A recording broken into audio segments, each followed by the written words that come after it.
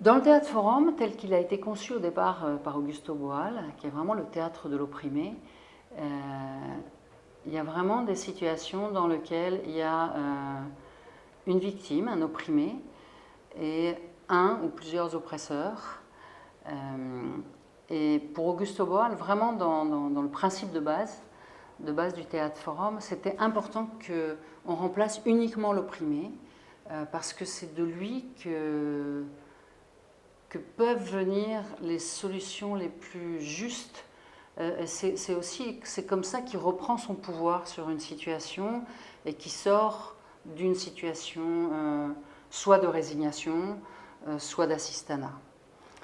Donc voilà, quand on joue vraiment des situations où il y a clairement des oppresseurs et des opprimés, dans des contextes économiques et politiques où, dans les faits, il y a réellement cette oppression par rapport à la loi, par exemple, ça a du sens de remplacer juste les opprimés.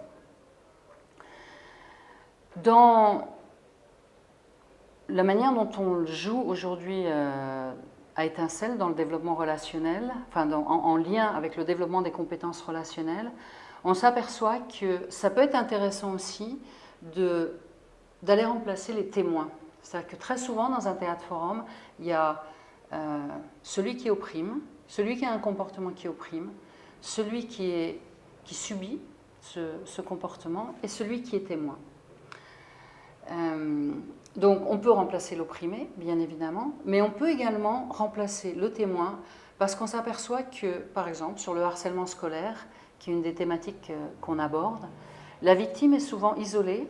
Il n'y a pas de communauté, en fait, autour des victimes du harcèlement scolaire. Elles sont disséminées, elles sont seules, et du coup, elles sont dans un rapport de force extrêmement déséquilibré et dans lequel ça leur est souvent extrêmement difficile d'aller se défendre, se protéger et demander de l'aide. Par contre, ce dont on s'aperçoit, c'est que les autres élèves ou les adultes qui sont là, qui sont présents et qui sont témoins de ça, sont des leviers de changement extrêmement importants. Donc dans nos théâtres forums, il y a très souvent des témoins et on peut venir les remplacer. Et on s'aperçoit que dans la vie, d'ailleurs, c'est souvent un des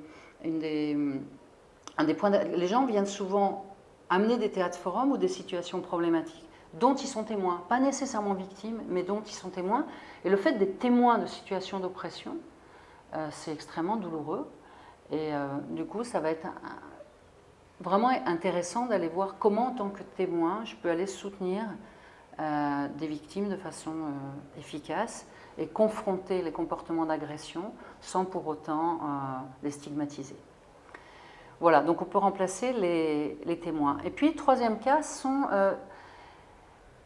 des situations où il n'y a pas vraiment d'oppresseurs et d'opprimés, il y a des conflits. Par exemple, on a des problématiques aujourd'hui de relations entre enseignants et parents.